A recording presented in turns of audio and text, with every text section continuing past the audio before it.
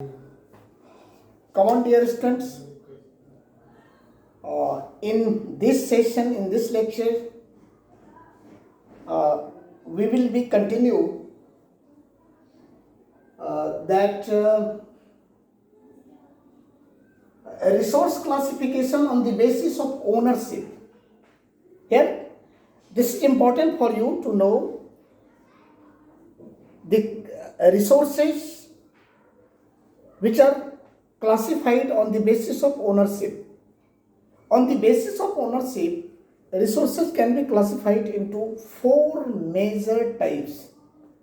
These are individual resource, community resource, national resource, and international resource.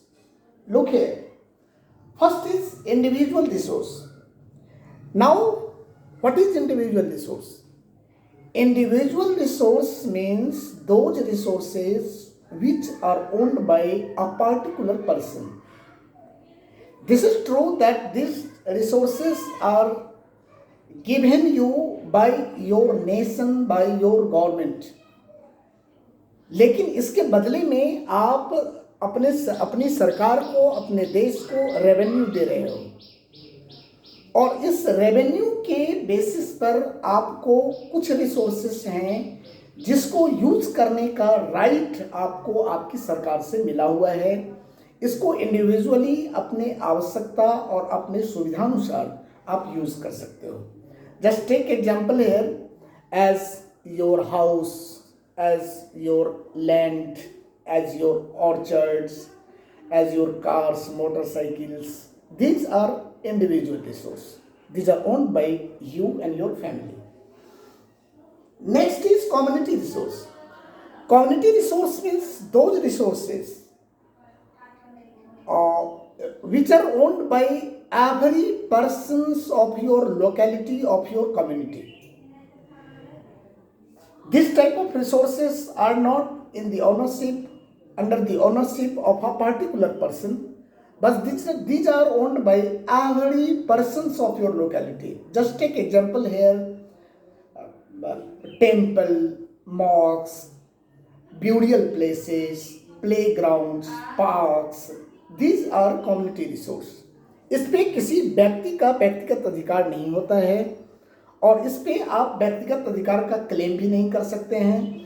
इसको use करने प्रत्येक व्यक्ति आते हैं, प्रत्येक व्यक्ति इसका यूज कर सकता है। These are community resource. Now take national resource.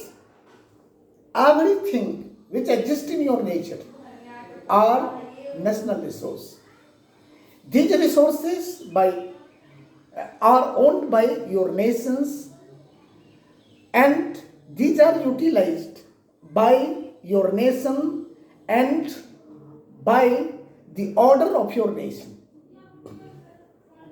इस तरह के जो रिसोर्सेस हैं वो आपके देश में पाए जाने वाला प्रत्येक वस्तु वो नेशन का उस पर अधिकार होता है और वो नेशनल रिसोर्स हो जाता है। चलिए इंटरनेशनल रिसोर्स देख लीजिए। International resource means those resources which are important for every nations and every persons of the world, not only person but every living being of the world. इस तरह के resource जिसपे समान रूप से सबों का आधिपत्य होता है और दुनिया के हर देश इस पे अपने आधिपत्य को रखते हैं, सबों को नेचुरली उस पे उसका अधिकार मिला होता है, इसको हम लोग इंटरनेशनल रिसोर्स कहते हैं। यहाँ एग्जाम्पल ले लीजिए, जैसे आपका एटमॉस्फेयर है, ये इंटरनेशनल रिसोर्स है। किसी पार्टिकुलर नेशन का ये अधिकार क्षेत्र नहीं है। हाँ, ये आपको एयर स्पेस है जो पार्टिकुलर देश का होता है, लेकिन एटमॉस्फेयर है वो इंटरनेशनल रिसोर्स है। जैसे सीज एंड ओशियंस हैं, ये इंटरनेशनल रिसोर्स है, इस पे सबों का समान रूप से अधिकार होता है। सीज एंड ओशियंस में भी एक खास नॉटिकल एरिया जो होता है वहाँ तक देश का पार्टिकुलर राइट दिया जाता है, लेकिन उसके बाद वो इंटरनेशनल रिसोर्स हो जाता है। Okay, now we will discuss about The classification of resource on the basis of status of its development. On the basis of status of development, resources can be classified into four major types, that are potential resource, developed resource, stocks and reserves. Just take example here, potential resource. Potential resource means those resources which have potential to satisfy your needs but are not used at present by you and by human being are called potential resource. जैसे उदाहरण के लिए आप ले लीजिए, potential resource में इसको समझिए कि पानी बह रहा है, नदियां बह रही हैं, उससे हाइड्रो इलेक्ट्रिसिटी बनाने का टेक्नोलॉजी हमारे पास है, लेकिन अभी हम बना नहीं रहे हैं। उसमें पोटेंशियल है कि किसी भी टाइम में वो हमारे यूज़ के लिए आ सकता है, हम उसका यूज़ कर सकते हैं, लेकिन वर्तमान में हम नहीं कर सकते हैं, कर रहे हैं। ये पोटेंशियल रिसोर्स है। Next is developed resource. Developed resource means those resources which are already developed or transformed by human being and which has potential to and which are in our use at present. These are called developed resource. This type of resources are already surveyed and are ready for our use. These are developed resource. Many things in our markets which we buy and use at present are developed resources. Now next is stock. A stock means those creation of nature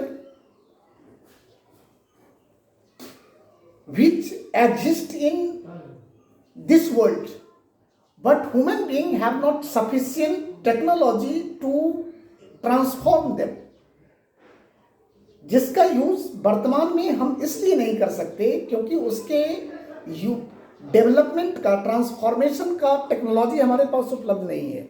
भविष्य में कभी technology होगा तो हम इसका use कर सकेंगे।